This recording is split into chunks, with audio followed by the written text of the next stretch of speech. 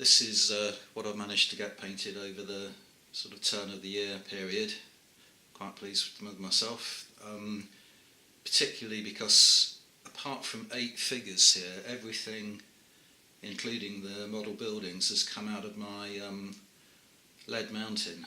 Some of these figures and the buildings, I know for sure I've had probably 2 decades, had them longer than I've been living in my present address, and I moved here in 2001.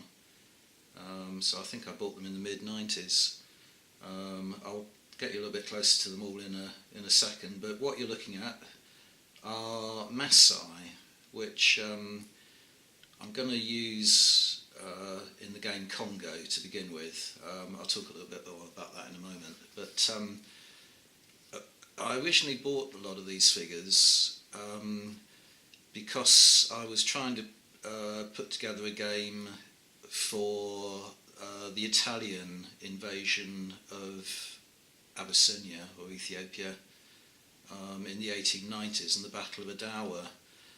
And I came across a mention of a savage group of tribesmen who fought on the Ethiopian side and were particularly brutal at the Battle of Adawa and terrified the Italians. And one theory is that those pagan savages, because the Ethiopians were actually Christians, but the Italians refer to these guys as pagans. One theory is that they were Masai, because the Masai tribe were very warlike. They were sort of pastoral society based on cattle rearing, but they were also renowned and terrifying as fighters and warriors. And the younger tribesmen would often travel quite long distances just looking for fights to join in. And the theory is, or the speculation is, that they could quite easily have reached Ethiopia from the sort of Masai Mara area, which is sort of Kenya, Tanzania, that kind of region, and they would have happily joined in any fighting going on at the time, and then come back to their homeland with war experience and battle glory and so on. But I think that's more than speculation, because I can remember reading that if you were going to buy any figures to put into an Ethiopian army that included Masai, then don't include the ostrich feather frames around the head. The ones that fought in Ethiopia only had the lion mane headgear or just the normal braided hair. So that sounds to me like it's based on more than speculation. But anyway, I bought them for that. Because I'm heavily into Congo nowadays, I decided to fish them all out, and I had to embellish them a little bit by purchasing from Wargames Foundry a group of figures called Masai characters, so that I had some that I could use as the characters that you have to add to the warband. But I'll get you a little bit closer to them in a moment. So as you can see, they're quite colourful, which is one of the nice things I enjoy painting about them. The shields in particular, I got a lot of the designs. I've got a reference book. My only sort of reference book for African warfare really is this book. Sorry, it's a bit too close to the camera. African Arms and Armour, which is by Christopher Spring, and in here there's a colour photograph that was drawn in 1904, I believe, by a German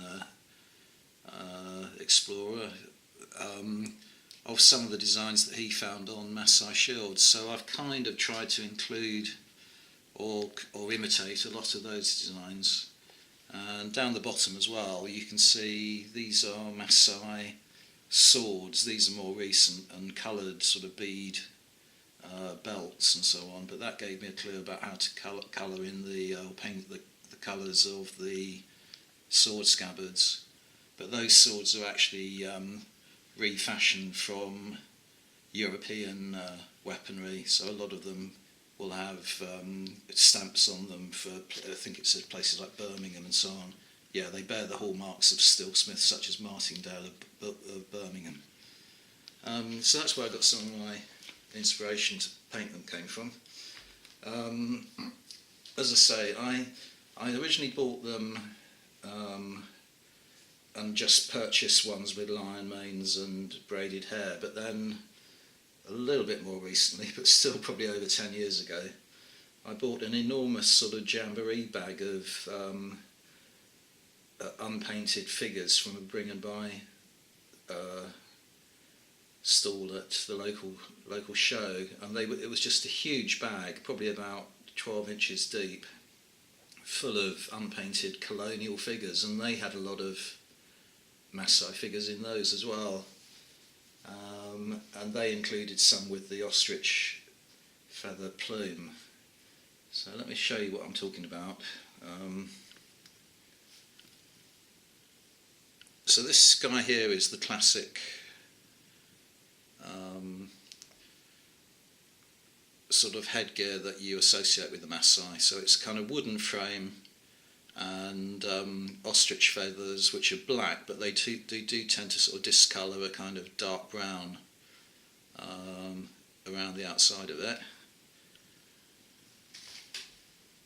And then you get other figures that are wearing a sort of lion mane headgear.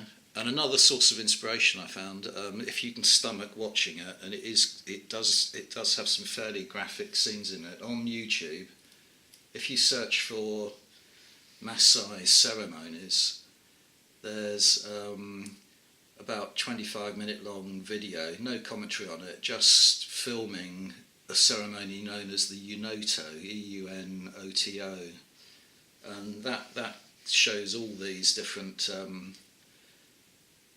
types of headgear on it, and some ideas about how to paint the cloaks and so on. But as I say, don't watch it if you haven't got a strong disposition, because it does show you some horrible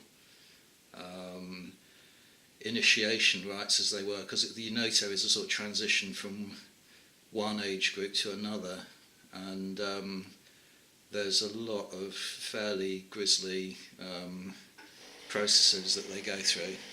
So this is an example of the sort of just ordinary braided hair, but they do wear lots of beads in their hair and so on, usually white, but you can get sort of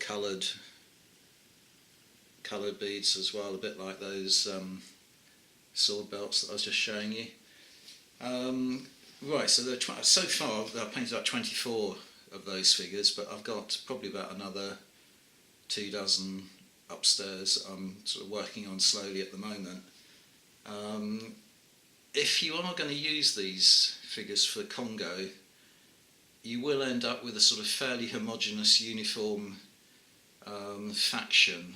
I mean, obviously the only faction that they're suitable for at the moment is the African Kingdoms faction, and if you were going to play that effectively, you would need to add things like musketmen and so on into it.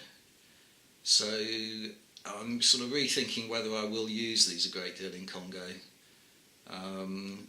until I'm hoping that there might be some expansions coming out in the future, and Studiotomahawk will add a Masai faction in.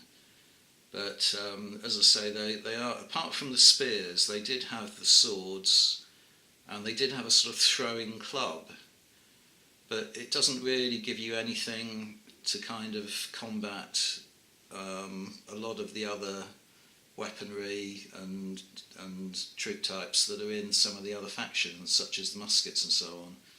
So design-wise, it would be a little bit difficult to design a Masai faction. So what I was thinking was, there's also another set of rules come out fairly recently, which I'm keen to have a go at, which is the Osprey book, The Men Who Would Be Kings. And in here they have got a sort of African, darkest Africa faction, which is called Tribesmen, which would require 112 figures, but that's with only one elite group of tribal infantry. So you could bring that down to about 60 figures just by making them all elite. And it's elite fierce, and as I say, the Masai were renowned for their ferocity. So I reckon I could probably soon build up to a faction for the men who would be kings. On the subject of warfare, I do find it interesting that although the Masai had this terrifying reputation, the British or the Germans, who were both sort of colonising their homeland, never really had a full-blown war with them in the same way that the British did with the Zulus in South Africa.